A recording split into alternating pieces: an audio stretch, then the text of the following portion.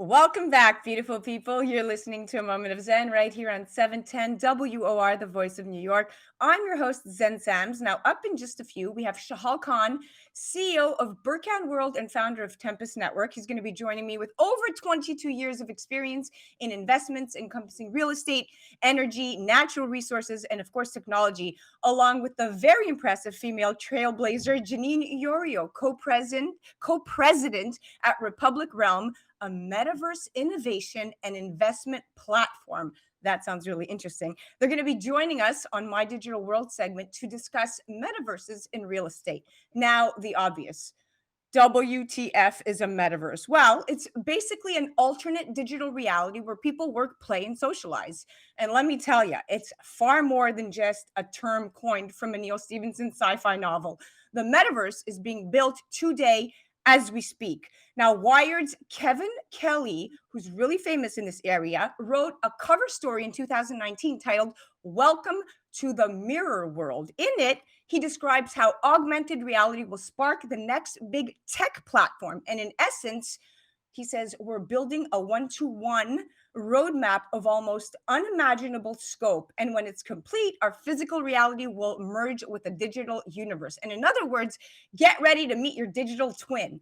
And the digital twin of your house, your country, your office, and even your life. Now, let me point that Republic Realm is among the largest owners of digital real estate NFTs in Decentraland, the Sandbox, and Axie Infinity. And to top it off, they are among the most active developers in metaverse content. Now, let's run through some basics now about the trio I just mentioned. Decentraland, it's a decentralized 3D virtual reality platform which uses the Ethereum blockchain. Now, the Sandbox is a virtual world where players can play, build, own, and monetize their virtual experiences.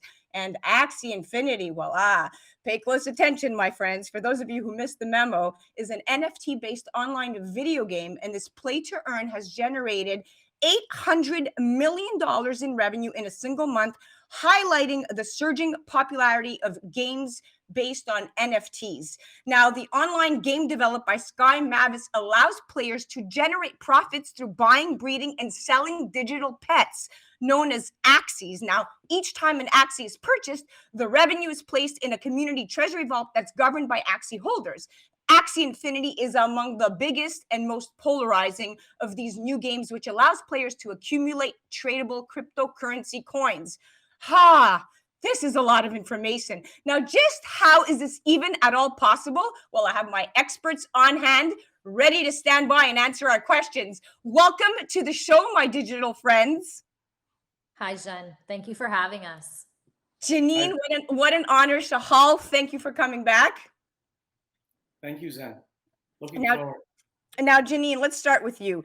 How does this Yale graduate go from CEO of Compound, which is a fintech app focused on real estate investing, to being acquired by Republic last year and now into the metaverse technology play? How does the metaverse tie into gaming, Janine? So I've been working in real estate investing almost my entire career. And when Decentraland came out a few years ago, we started watching it at the office just as a curiosity, thinking, I wonder if anything's going to come of this. You know, I think anytime you're in tech in an industry, you're always an early adopter and you're looking for new things to change your landscape.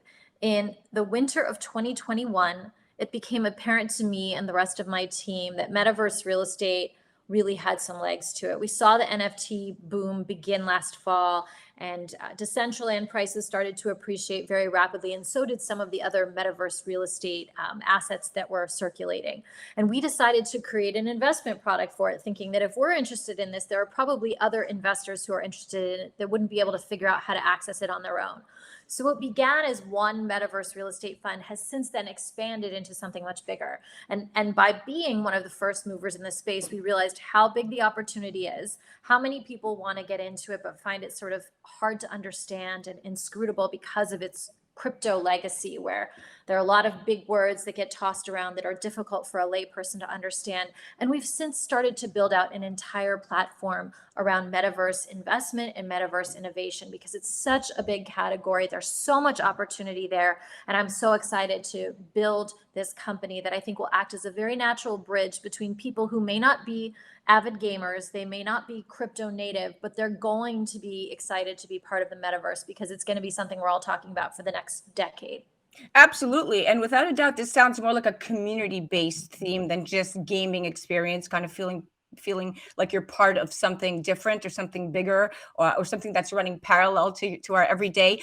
So yes, that's I completely agree with that. Now, Shahal, the difference between Axie and most other big in-game markets is that Axie encourages players to cash out and gives them the tools and basically transparency to do so. And instead of a semi-sanctioned peer-to-peer exchange on some unauthorized third-party marketplace, Axie players can take their Axies directly to a major cryptocurrency exchange and sell it for whatever is on offer. So we're talking about a large group of people who have never had crypto before, who have never had a wallet, and they've never transferred within the blockchain. And there are actually huge opportunities here, in my opinion, for crypto education. And I know you're all about educating the average person into this world. Now, because people see this more of a social network than a game, they fall in love with the community. Shahal, please give me your vision for Tempus regarding transparency, education, and building this community of sorts.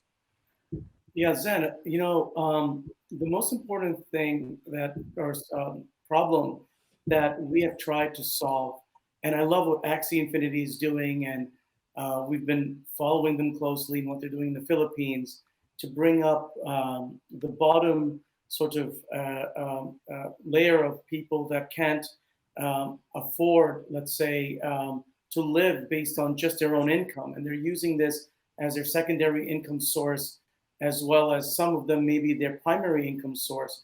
So the vision of Tempus has been similar, yet different in a way, but it's been to bring the 3 billion people that are at the bottom of the pyramid in terms of income and being able to participate in society and use it as a method to earn by actively participating within a community-based program, a gaming program. So for us, what we've been doing is we will be launching our platform connected to a probably, I would say it's the largest e-gaming platform in the world with about 400 million people. But a lot of these gamers are in Africa, they're in the Middle East, they're in Asia, and they're in the developing markets where they can't afford actually to even pay for a entry ticket in order to game.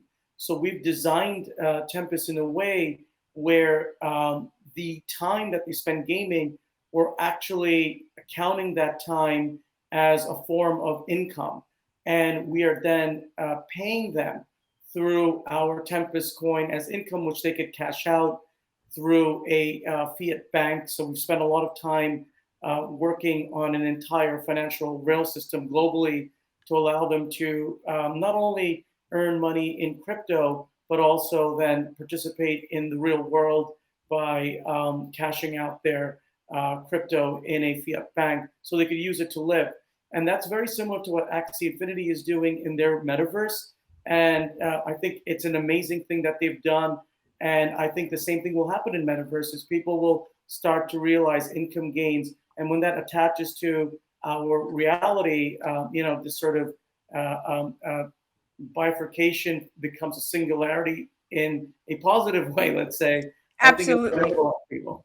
You're right. You're right. And Janine, I'm going to throw this back to you. Metaverse, the Republic Realm also invests across newly launched metaverses and metaverses that are under development. And investment in digital real estate specifically occurs through the purchase and exchange of NFTs. Can you walk us through what influences the value in these NFTs, and why is this such a wave of investment for the ever-growing popular crypto user? So there are two kinds of NFTs, right? There are the kind that are surely for collection and speculation, things like Bored Ape, things like CryptoPunks, where the value of those NFTs are largely driven by whether lots and lots of people think that they are valuable, right? It's kind of like contemporary art. I can like it, but if nobody else likes it, it's not worth a lot. But if lots of people think it's a very canonical piece of art, suddenly it's like the Mona Lisa, right? We all agree that it's worth a lot of money. A lot of that is happening in NFTs today, where you see these very powerful communities that are really excited about a certain NFT project, and the values get driven up. and then more and more people buy in, and it has this sort of self-fulfilling loop. And those NFTs become very valuable. In digital real estate are NFTs in the sense that they are non-fungible tokens that can be traded on the blockchain. But the value of that real estate is largely derived from how popular that metaverse is. So it's about user adoption, user traction. Is the community really excited about that particular metaverse? And we saw that happen with Axie Infinity, where people literally set up esports centers. They were former call centers in the Philippines, and they're so excited to play this game because they're making money doing it, that this game became very popular. And then the assets inside that game, the land, the Axies themselves, became valuable as a result. We saw that happening more with Sandbox. Even though Sandbox is pre-launch, they've done such a great job about bringing on different brand partners and doing marketing those brand partners in a very visual way. And as a result, the land inside Sandbox has also appreciated a great deal. And we'll look for the same qualities in new metaverses. Like if we think it's likely to catch on, if the team has built a really successful non-crypto based game in the past, if they have a really cool go-to-market strategy, if they have an influencer involved in the metaverse that's likely to bring lots of users and keep them around, then we think that real estate will become more valuable, and we're more willing to invest in it. Wow, this is so fascinating to me. Here we are talking about, digital worlds and digital lives, and we've come so far as a society. And I think this is just kind of the beginning of something huge. Now, we have about 2 minutes and 32 seconds. Many see the metaverse as a pandemic fad, wrapping it up with the current NFT bubble. And this is really sad because this misses the bigger behavioral change that is happening amongst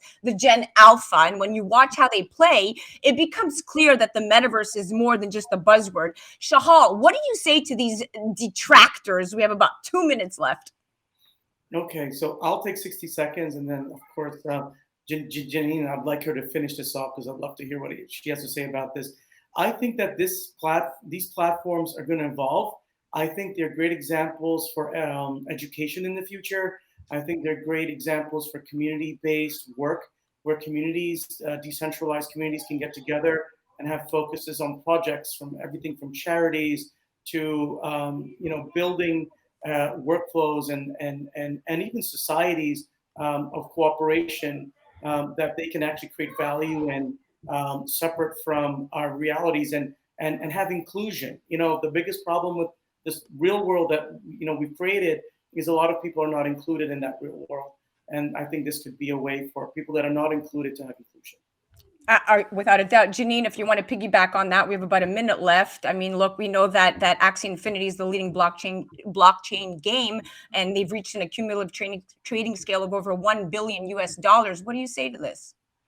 I think that the world evolves, right? We all grew up with television and then social media, and those were our drugs, and they were how we interacted with culture, how we learned about new culture, and how we interacted with our friends. This next generation, you called it Gen Alpha, the way that they interact with technology is very different than the way we have. And they look for a more 3D immersive experience. For them, scrolling through Facebook or Instagram feels a lot like how we felt about looking at the white pages or the yellow pages. Like it's just too 2D. It's not immersive enough. And so the metaverse is just a different way of interacting with technology that is more immersive. And think about it, Facebook and all of the social media channels warmed us up to the idea of connecting with our friends virtually. Zoom has just accelerated that process. When you think about the metaverse as just sort of a 3D proxy in a 2D environment that starts to feel much more like what young people today expect from their interaction with the internet, you realize it's not a fad, it's the future. We're already there. Watch any child today play Minecraft or Roblox, and you will see they're not going to be happy with Instagram. It's too flat. It doesn't have voice chat. It's not immersive. It doesn't give you like a place to visit your friends. So it's absolutely happening. Absolutely happening. Well, we've run out of time. Thank you so much, Shahal Khan and Janine Yorio, co-president at Republic Realm. Shahal Khan, CEO and founder of Burkan, of Tempus, a Burkan World Project. Thank you so much for coming on the show, guys. Thank you.